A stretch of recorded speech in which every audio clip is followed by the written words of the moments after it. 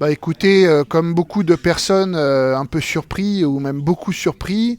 et puis surtout inquiet parce que je crois que ça montre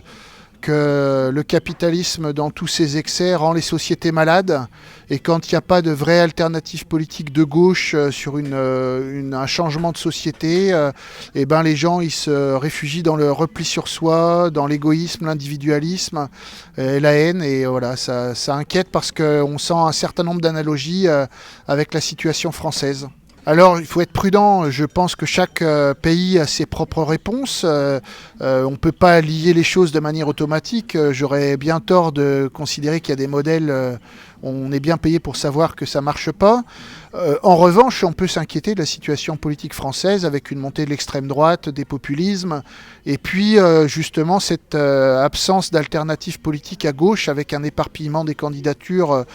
qui est très préoccupant. Et donc moi, la réponse avec le Parti communiste qu'on veut apporter, c'est de continuer à ressasser sans cesse le discours d'un nécessaire rassemblement de tous ceux à gauche qui veulent une alternative à l'austérité, qui veulent une politique plus redistribueuse des richesses issues du travail, de la justice sociale, de la solidarité. Alors il y a deux échéances qui sont couplées pour nous. Il y a évidemment la question d'une candidature à l'élection présidentielle. Est-ce qu'on va soutenir Jean-Luc Mélenchon ou est-ce qu'on va proposer un candidat communiste dès le premier tour ?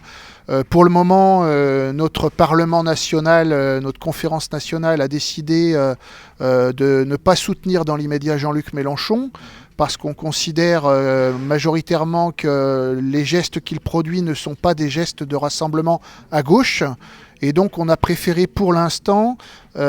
proposer une candidature communiste avec l'idée que cette candidature communiste ce soit une candidature communiste dans une démarche de rassemblement, c'est-à-dire que si on confirme par le vote de nos adhérents le 24, 25 et 26 novembre ce choix-là, ça sera un candidat qui portera l'idée qu'il faut qu'il y ait un rassemblement de la gauche authentique, qui peut avoir vocation à être ce candidat-là ou à se retirer au bénéfice d'autres si on met en place ce rassemblement. J'exclus pas d'ailleurs que si Jean-Luc Mélenchon fasse les gestes nécessaires pour ce rassemblement de toute la gauche d'alternative, qu'il puisse être in fine notre candidat, mais pour l'heure, le compte n'y est pas. Alors, la fête de l'UMA 49 qui se tiendra à Trélazé, Espace Aragon, samedi 12 novembre, ça sera notre moment de lancement de campagne des élections législatives, parce que il y a une chose qui est sûre, c'est qu'on a besoin de députés de gauche qui soient porteurs de cette alternative politique et qu'on pense qu'on peut faire partie de ceux qui incarnent cette reconstruction de la gauche. Et donc on a décidé de présenter des candidats dans toutes les circonscriptions du Maine-et-Loire, avec la même démarche que pour les élections présidentielles, c'est-à-dire qu'on pourrait se mettre d'accord avec d'autres pour un rassemblement de la gauche authentique. Et on va faire, à l'occasion de cette fête de l'UMA 49,